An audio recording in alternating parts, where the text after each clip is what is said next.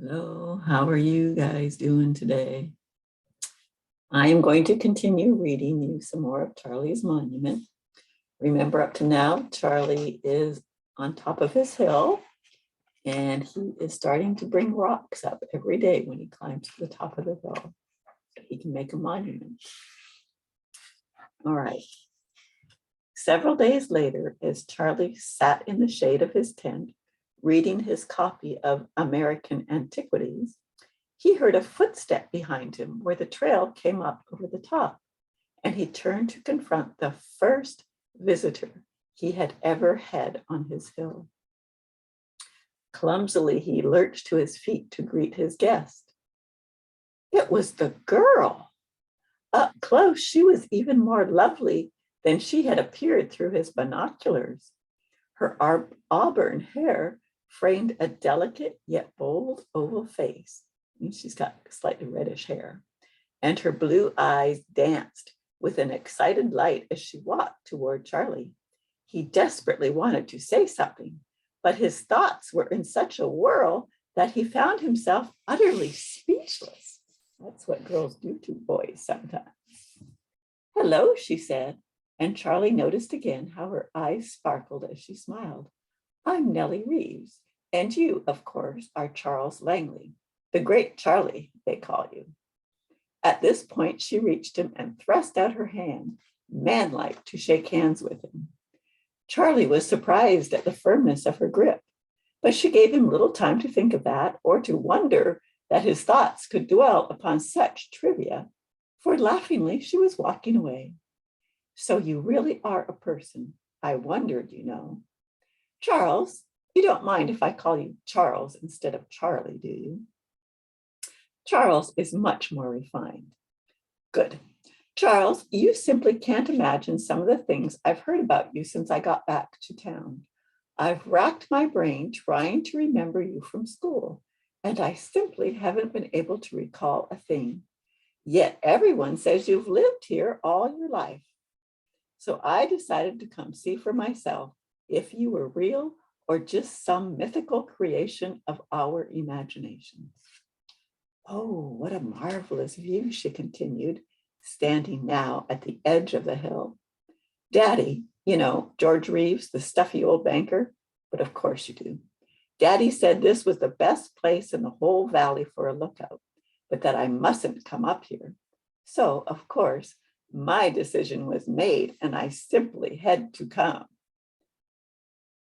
Do you sometimes want to do whatever it is, the opposite of whatever your parents say or someone else says? Sometimes people are like that. Oh, Charles, I don't wonder that you stay up here every day. Look at those mountains, how that blue haze hangs in the valleys that aren't touched by the sun.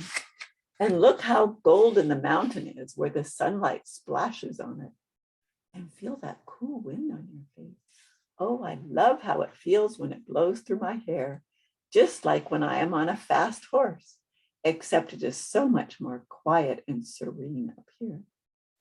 Charles was dumbfounded.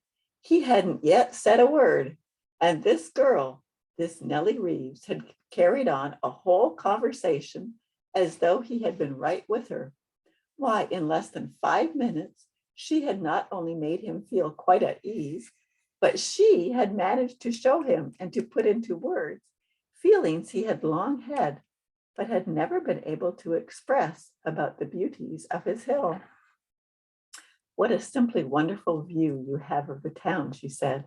Why, if you had some binoculars, I bet you could even see the people. Smiling, Charlie reached into the tent, picked up his old glasses, and shuffled over to Nellie. Here, he said simply, try them and see. Nellie placed them to her eyes, adjusted them slightly, and gave a little squeal of pure delight. Oh, look what these do. Just look at all the people. There are Jake and old Bones whittling and chewing there in front of the hotel. And there is the widow Ames closing her laundry shop. And early, too. I wonder where she's going. Look at the little boys swimming in the hole over on the creek. Wouldn't they be mortified to know that a lady was watching them? While she laughed in pure delight, Charlie regarded her with just as pure an emotion of amazement. He had never known someone like her before, and he found himself attracted to her more and more. For some time, she watched the town, exclaiming in delight at each new event that unfolded before her. Finally, she turned and handed the glasses back to Charlie. It's no wonder you stay up here all alone, Charles. If you ever got with people, you could be the biggest gossip in town.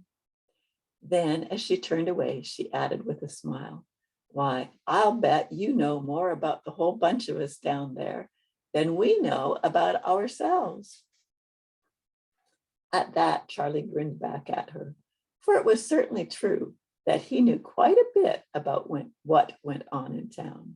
In fact, that and dreaming about his rocks were his two most enjoyable pastimes.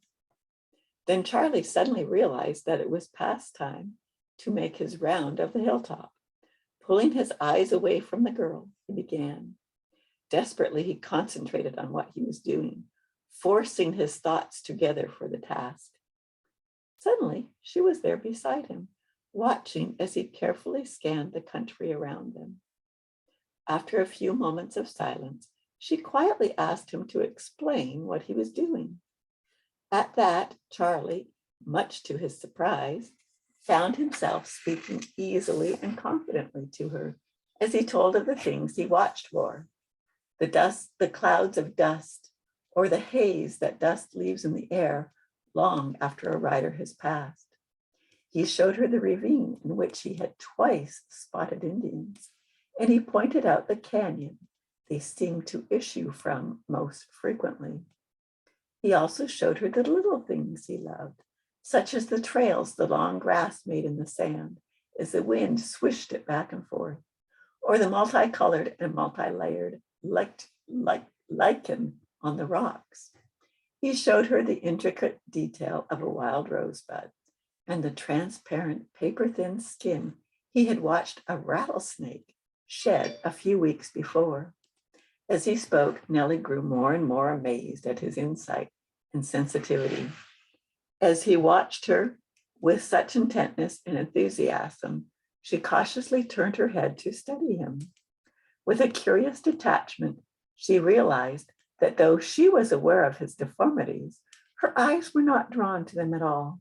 Instead, she found herself gazing with a feeling of almost awe at his face. And it too seemed to be a contradiction. The face was that of a young man, rather more normal looking than otherwise. And yet there was something. Perhaps it was his eyes, but then it might have been some other feature also, for Nellie wasn't sure just what she was looking for. It was just a feeling she had, nothing more. There was something in his face that seemed to speak of great trials, of endurance gained through suffering beyond what she could even comprehend. And yet mixed with that was a look of love and compassion and sincerity that she had seen before only on the faces of little children. Just what manner of man was this Charles Langley? For an hour they continued in this way, Charles Edward Langley Jr., speaking easily and with great confidence to Pernilla Reeves. And for the first time in his adult life, Charlie was completely unconscious of the fact that he had been born different. Then she was gone down the trail to her horse and on her way home. And long after she was gone, the sound of her laughter seemed to float in the air. And Charlie realized that another first in his life that day. For as he thought of it, he knew the feelings within him were true happiness. The trail down the hill seemed much easier to Charlie that night. And though he was longer than usual getting to sleep, when he finally did so, his sleep seemed much deeper and more refreshing than usual. And for a change, he awoke happy and excited about going to his hill. Charlie had had a very good day, hadn't he? The first visitor ever to his hill. Well, I hope you guys are having a good day. Remember, Grandma loves you, and I will read you some more soon. Bye.